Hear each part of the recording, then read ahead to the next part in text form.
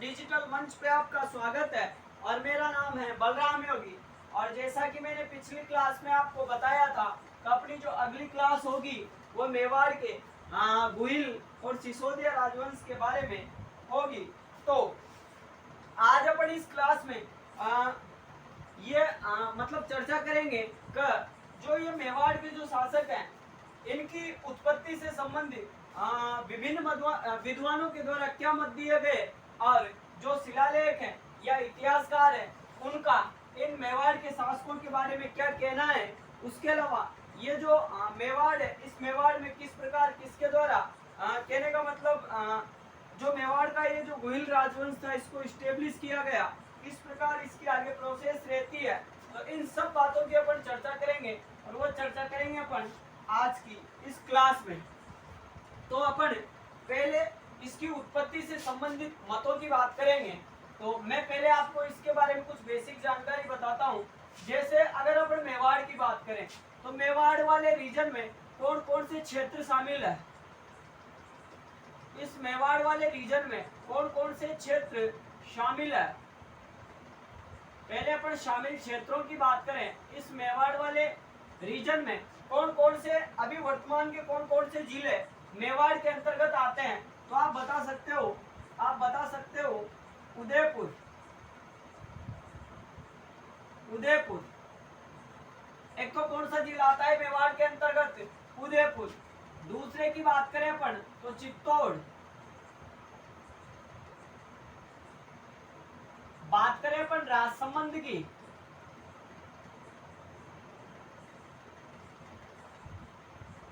उदयपुर, चित्तौड़, राजसमंद। उसके अलावा अपन बात करें भीलवाड़ा की, तो राजस्थान के ये 4 जिले और इनके आसपास के कुछ जिले किस क्षेत्र के अंतर्गत आते हैं। तो आपका आंसर आएगा क्या मेवाड़ के अंतर्गत ये वाले क्षेत्र शामिल है।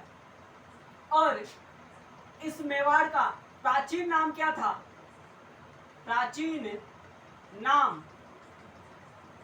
इस मेवाड़ का प्राचीन नाम क्या था। तो प्राचीन नाम में आप बताओगे शिवी जनपद।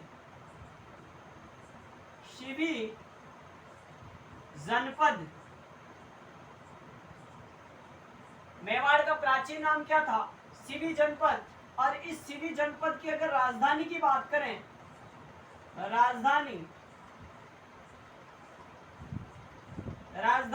तो राजधानी बताओगे आप माध्यमिका।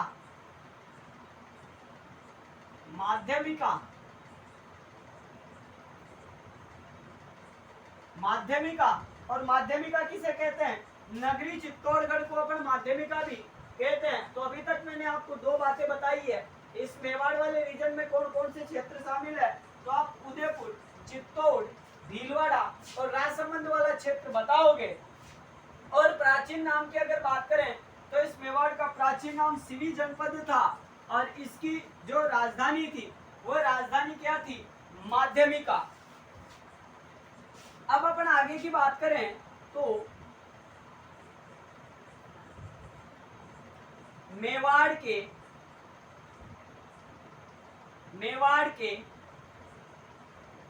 राजध्वज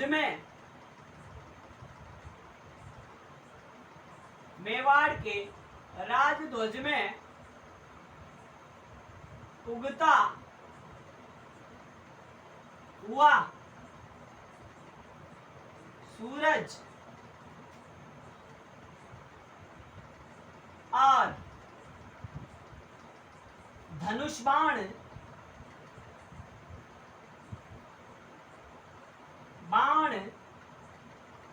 अंकित है।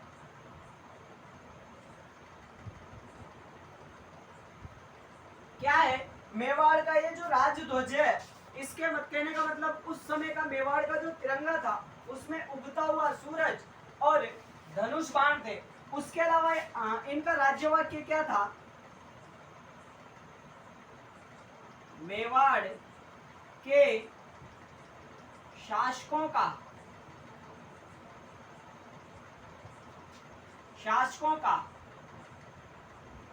राज्य वाक्य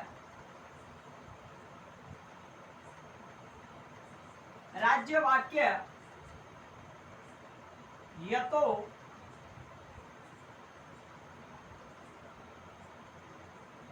मेवाड़ के शासकों का राज्य वाक्य जो दृढ़ राखे धर्म को ही राखे करतार करतार। तो ये इनका राज्य वाक्य था, जो दृढ़ राखे धर्म को तिहि राखे करतार। इसका मतलब क्या होता है, जो अपने धर्म को दृढ़ रखेगा उसकी तो भगवान भी सहायता करेगा। ये किसका राज्य वाक्य था, तो आप बताओगे मेवाड़ के शासकों का राज्य वाक्य यह था कि जो अपने धर्म को दृढ़ रखेगा या जो अपने धर्म पर अड़िग रहेगा उसकी तो भगवान भी सहायता करेगा। उसके अलावा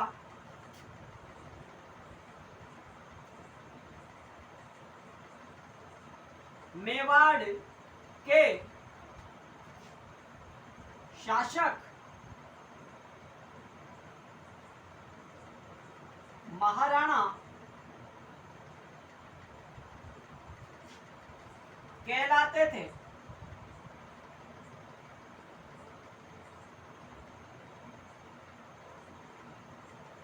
मेवाड़ के शासक क्या कहलाते थे, महाराणा। और जब मैं आपको आगे हिस्ट्री कहने का मतलब ये मेवाड़ का जो राजवंश है ये पढ़ाऊंगा, उस समय एक शासक आएंगे हम्मीर सिसोदिया। तो हम्मीर सिसोदिया से पहले के जो शासक है वो अपने नाम के आगे क्या लगाते थे, रावल। लेकिन हम्मीर सिसोदिया से ही यहाँ के शासक क्या कहलाने लगे थे, महाराणा। और हम्मीर सिसोदिया के बारे में अभी जो हाल ही में रीट की वैकेंसी हुई है इसमें एक क्वेश्चन भी आया था कि मेवाड़ के इतिहास का एकमात्र ऐसा शासक बताओ जिसे कीर्ति स्तंभ प्रशस्ति में विषम घाटी पंचानन बोला गया है। तो विषम घाटी पंचानन किसको कहा गया था, हम्मीर सिसोदिया को। कहने का मतलब रणथंभौर का हम्मीर नहीं था, वह कहाँ का हम्मीर था, उदयपुर का। या मेवाड़ के राजवंश का वो कौन था, हम्मीर सिसोदिया। तो मेवाड़ के शासक महाराणा कहलाते थे। उसके अलावा मेवाड़ के शासक अपने आप को मेवाड़ के शासक अपने आप को एकलिंग नाथ जी, मेवाड़ के शासक अपने आप को एकलिंगनाथ जी का दीवान मानते थे। एकलिंगनाथ जी का मतलब क्या है, अपने आप को शिव जी का क्या मानते थे, दीवान मानते थे। कहाँ के शासक, मेवाड़ के शासक। और आगे बात करें अपन मेवाड़ के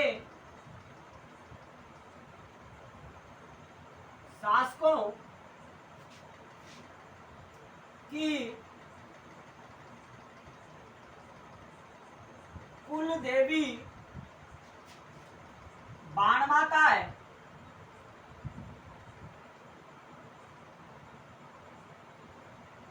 बाण माता है। और बाण माता का मंदिर कहाँ पे स्थित है, अगर मंदिर की बात करें तो इस बाण माता का मंदिर बताओगे आप, उदयपुर में। तो जब मैं आपको लोक देवियां पढ़ाऊंगा उस समय आपको इस बाण माता के बारे में जो जानकारी है, विस्तृत जानकारी, वो आपको बताऊंगा। अभी आपको ये याद रखना है कि ये जो मेवाड़ के जो शासक है इनकी कुलदेवी कौन सी थी, तो आप बताओगे बाण माता। तो ये कुछ बेसिक जानकारी थी। इसके अलावा अब अपन आगे उत्पत्ति से संबंधित स्रोतों के बारे में भी पढ़ेंगे और फिर अपन चर्चा करेंगे कि यहाँ पे किसके द्वारा मेवाड़ में राजवंश को इस्टेब्लिश किया गया और इस वंश का आदि पुरुष, मूल पुरुष तथा संस्थापक किसे कहा जाता है, इस वंश का वास्तविक संस्थापक किसे कहा जाता है। तो पहले आप एक बार फिर अपन इसकी चर्चा करते हैं, फिर आप इसको नोट आउट करना। तो ये जो मेवाड़ का क्षेत्र है, इसमें वर्तमान के उदयपुर, चित्तौड़, राजसमंद और भीलवाड़ा जो जिला है, इसके आसपास का कुछ क्षेत्र शामिल है, और ये क्षेत्र चारों जिले इसमें शामिल है। उसके अलावा प्राचीन नाम क्या था इस मेवाड़ का, तो आप बताओगे सर शिवी जनपद इसका प्राचीन नाम था, जिसकी राजधानी क्या थी, माध्यमिका। उसके अलावा मेवाड़ के राजध्वज में उगता हुआ सूरज और धनुष बाण अंकित है, और मेवाड़ के शासकों का राज्य वाक्य क्या था, जो दृढ़ राखे धर्म को तीर राखे करतार। कहने का मतलब जो अपने धर्म पर अड़िग रहेगा या अपने धर्म पर टिका रहेगा, उसकी तो भगवान भी क्या करेगा, सहायता करेगा। उसके अलावा मेवाड़ के शासक महाराणा कहलाते थे। जैसे अपन बात करें, जोधपुर के शासक थे और बीकानेर के शासक थे, वो अपने नाम के आगे क्या लगाते थे, राव लगाते थे। जैसे अजमेर की बात करें, इधर रणथंभौर की बात करें, तो यहाँ के शासक अपने नाम के पीछे क्या लगाते थे, चौहान लगाते थे। उसी प्रकार ये जो मेवाड़ के शासक थे, ये अपने आप को अपने नाम के आगे क्या लगाते थे, महाराणा लगाते थे। उसके अलावा मेवाड़ के शासक अपने आप को एकलिंगनाथ जी, कहने का मतलब शिव जी का दीवान मानते थे और शिव जी के उपासक थे। और मेवाड़ के शासकों की अगर कुल देवी की बात करें, तो इनकी जो कुल देवी थी उनका नाम था बाण माता, और बाण माता का मंदिर कहाँ पे स्थित है, उदयपुर में। जैसे जो अजमेर के शासक थे, इनकी कुल देवी क्या थी, शाकंभरी माता, और जो बीकानेर के राठौड़ शासक थे, इनकी कुल देवी क्या थी, करणी माता। और मारवाड़ का जो राठौड़ राजवंश था, उसकी कुल देवी मैंने आपको बताया था नागनेची माता, जिनका मंदिर नगाड़ा बाड़मेर में स्थित है। उसी प्रकार से ये जो मेवाड़ का जो राजवंश है, गुहिल और सिसोदिया राजवंश, इसकी कुल देवी कौन सी थी, तो आपका आंसर आना चाहिए बाण माता। और मंदिर कहाँ पे स्थित है इनका, तो आप बताओगे सर उदयपुर में इनका मंदिर स्थित है। तो आप इसको नोट आउट कर सकते हो। अब अपन ये जो मेवाड़ का राजवंश है, इसकी उत्पत्ति से संबंधित कुछ विद्वानों के द्वारा जो मत दिए गए हैं, उनके अपन चर्चा करते हैं।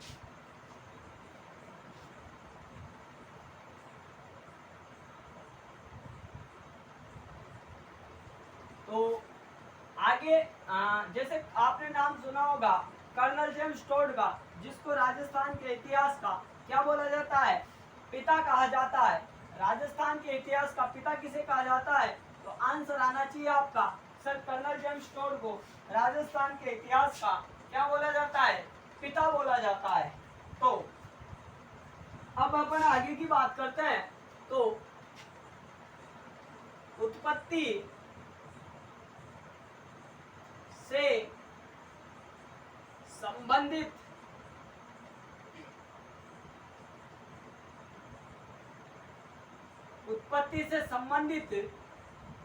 स्रोत, उत्पत्ति से संबंधित स्रोत। तो अपन पहले एग्जाम्पल की बात करें,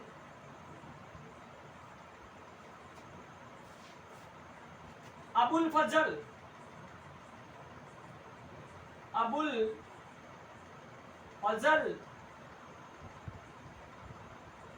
के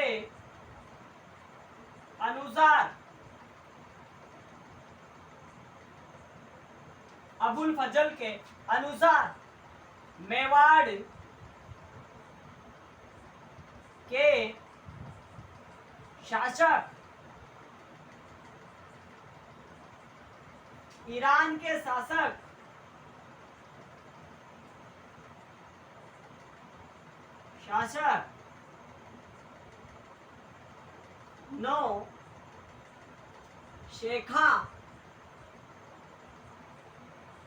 नौशेखा के वंशज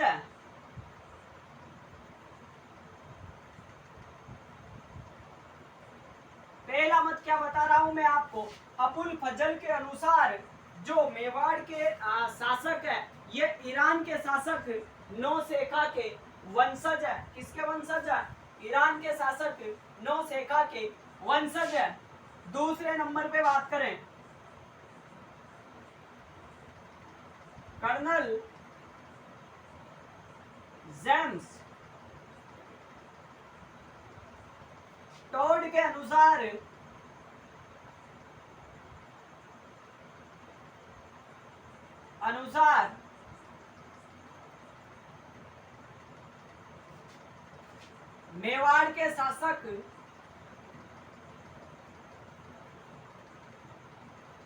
मेवाड़ के शासक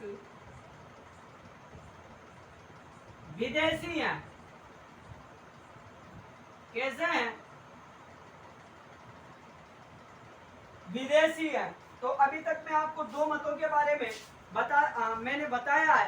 एक मत बताया है आपको अबुल फजल के अनुसार जो मेवाड़ के शासक हैं ये ईरान के शासक नौशेखा के वंशज है। उसके अलावा कर्नल जेम्स टोड के अनुसार ऐसा मानते हैं कि ये जो मेवाड़ के शासक है ये क्या है? विदेशी है। अब अपन तीसरे नंबर पे बात करें तो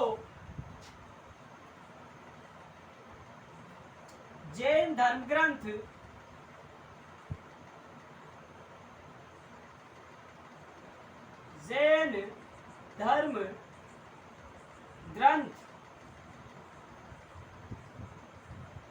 शत्रुंजय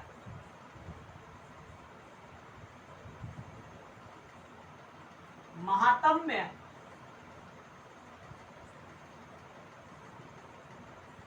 जैन धर्म ग्रंथ और जैन धर्म ग्रंथ का नाम क्या है? शत्रुंजय महात्म्य के अनुसार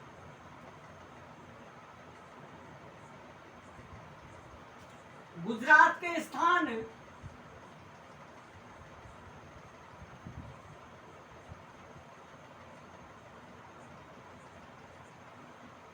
वल्लभी के शासक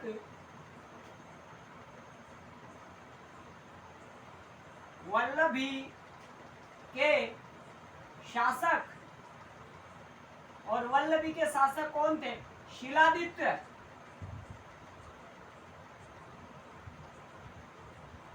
और इस शिलादित्य की पत्नी का नाम क्या था?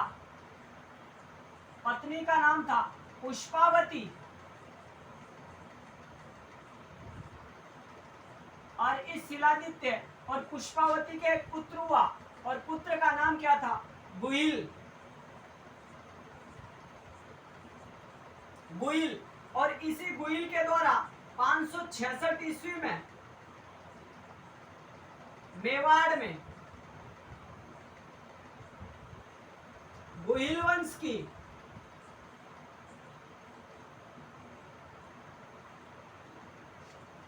नींव रखी गई।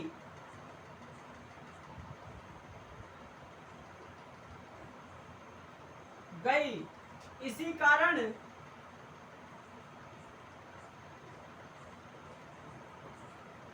गुहिल को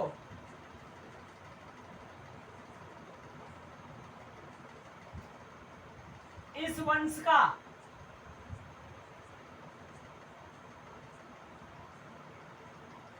आदि पुरुष,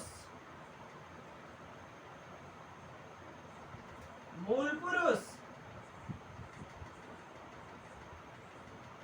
उसके अलावा संस्थापक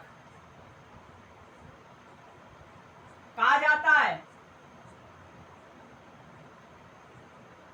तो यह थी बात। एक बार फिर मैं आपको समझाने का प्रयास करता हूं। जैन धर्म ग्रंथ शत्रुंजय महात्म्य के अनुसार गुजरात का एक स्थान था और स्थान का नाम क्या था? वल्लभी। और वल्लभी के शासक कौन थे? शिलादित्य। और शिलादित्य की पत्नी का नाम क्या था? पुष्पावती। और इन दोनों के एक पुत्र पैदा हुआ जिसका नाम क्या था? गुहिल। और इसी गुहिल के द्वारा 566 ईस्वी में मेवाड़ में गुहिल वंश की स्थापना की गई या गुहिल वंश को स्टेब्लिश किया गया। इसी कारण गुहिल को इस वंश का आदि पुरुष, मूल पुरुष और संस्थापक कहा जाता है। तो अब आप बता सकते हो कि गुहिल वंश का संस्थापक कौन था? आपको दो नाम मिलेंगे। एक तो आपको गुहिलादित्य भी मिल सकता है और दूसरा आपको गुहिल भी मिल सकता है। तो इस वंश का आदि पुरुष कौन है? गुहिल। और स्थापना कब की? 566 में। और इस बात का समर्थन कौन करते हैं? इस बात का समर्थन करता है मूणोत नैन्सी। इस बात का समर्थन कौन करता है? मूणोत नैन्सी, जो जोधपुर के महाराजा जसवंत सिंह राठौड़ के दीवान थे। उसके अलावा एक बात आप और भी लिख सकते हो, मूणोत नैन्सी के अनुसार, यहाँ पे लिख देता हूं मैं स्टार लगा के, मूणोत नैन्सी के अनुसार इस वंश की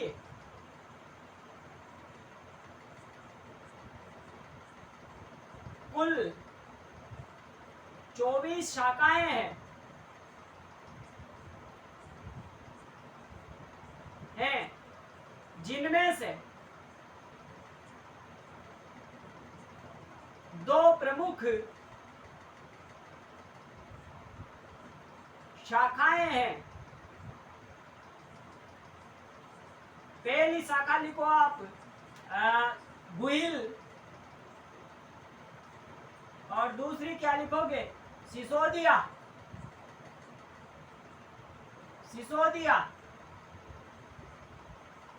तो ये इसकी उत्पत्ति से संबंधित कुछ मत है।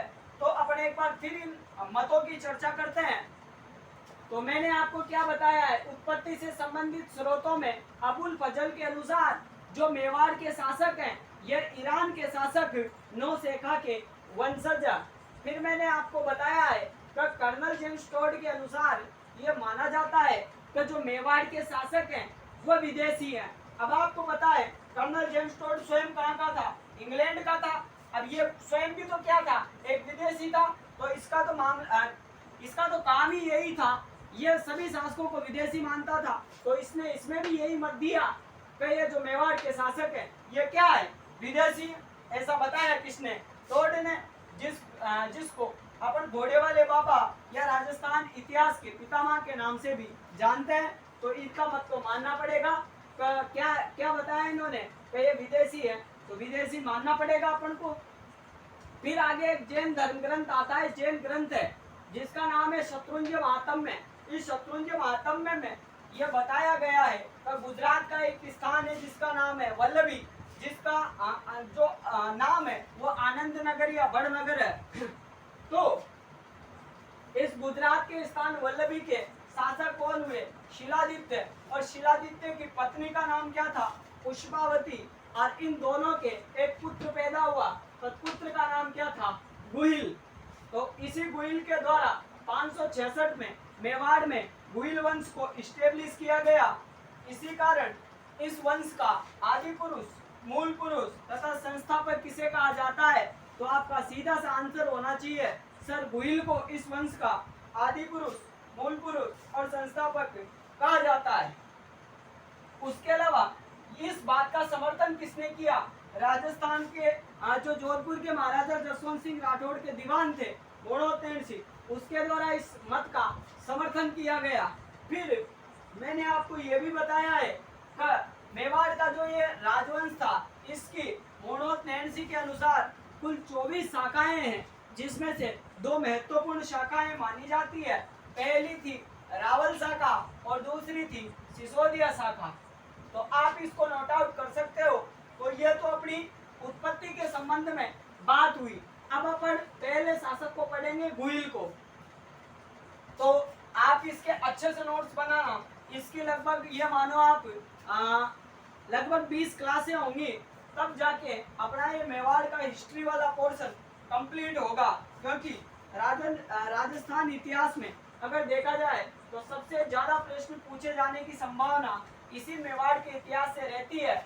और ज्यादातर अभी तक ये देखा भी गया है कि सबसे ज्यादा प्रश्न इसी मेवाड़ के इतिहास से पूछे जाते हैं। और काफी शौर्य गाथा रूपी इतिहास रहा है किसका? मेवाड़ का। यहाँ पे जैसे महाराणा प्रताप देखो आप, उसके अलावा संग्राम सिंह की बात करेंगे अपन। संग्राम सिंह के अलावा भी काफी ऐसे शासक हुए हैं जो अपनी, कहने का मतलब, मान मर्यादा के लिए उन्होंने अपने प्राणों का बलिदान दिया है और अपनी, कहने का मतलब, देश के प्रति भक्तिभाव को प्रकट किया है। तो आप इसको नोट आउट कर सकते हो। तो आज की क्लास और अभी के लिए इतना ही। अपन जो बची हुई चर्चा है उसकी चर्चा करेंगे अपन अगली क्लास में। तो इन्हीं शुभकामनाओं के साथ आज अपन इस क्लास का दी एंड करते हैं। अपनी अगली क्लास 8:30 बजे होगी, तो आप उस क्लास में जरूर आना। उसके अलावा अगर आपके मन में किसी भी प्रकार का कोई भी सवाल है तो आप कमेंट बॉक्स में कमेंट करना ना भूलें। आपका जो भी प्रश्न है उसका समाधान किया जाएगा। तो आज की क्लास और अभी के लिए इतना ही। धन्यवाद। आपका दिन शुभ हो।